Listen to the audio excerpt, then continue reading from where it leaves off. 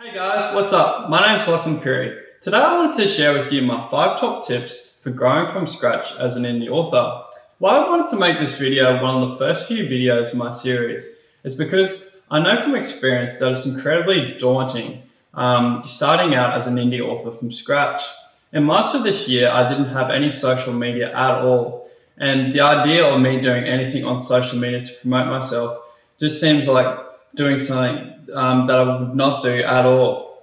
Usually, when authors finish off their first book and want to bring their ideas out into the world, what's preventing them from succeeding is either the traditional publisher won't accept their work, or they're just too overwhelmed by everything they have to do as an indie author to succeed.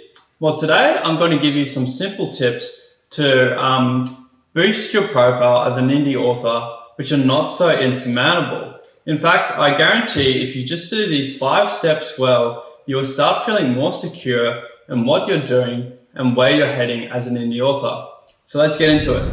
So the first thing you should do is create a social media account and start letting people know that you're an author. It doesn't matter if you have 0 friends on Facebook and don't know who to connect with. Just simply start a Facebook page or something similar, followed by the word author.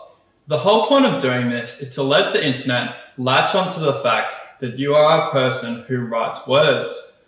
The more times you mention your name followed by author or tagged by author, the more likely people will start to identify you as a writer. The second thing you should be doing is creating a social media group and starting to build your own community. Why I recommend doing this next is because it can become very challenging going through the book marketing process all by yourself. Also, if you just work on building your own account all of the time, all the people who are following accounts similar to yours won't feel any incentive to start following you because you aren't making any connections in the industry. Sure, you can build your audience by advertising yourself, but people still won't be as drawn to you if you're just keeping to yourself. That's why I recommend, especially if you don't know any writers, to immediately start sending out messages to other indie authors on social media.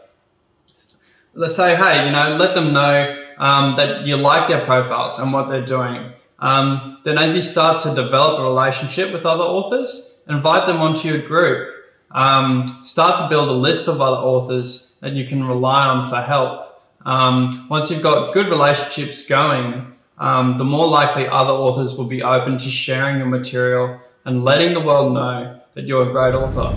Now, the third step is to post material that will attract your audience. Don't post material that will detract from the product that you're intending to sell. For example, if you're releasing a crime book next year, you don't want to be posting family photos or pictures of your overseas holidays unless it's specifically related to your book.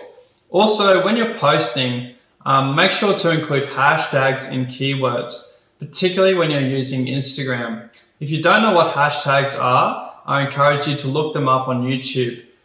There's a huge number of videos specifically dedicated to them, so please go ahead and look at them if you don't know what they are. Also, remember to be creative when you're posting. For example, you might go past a particular location that looks very similar to a setting in your ghost story, and then you might snap a photo and put it on Instagram. Another thing you might do is share excerpts from your book to give people a taste test for what you're going to release. There's a huge range of options available for you in terms of posting. Just remember to keep it focused on your target audience and not on something completely out of scope. The fourth step is to interact with your audience. Don't leave them hanging in the wind.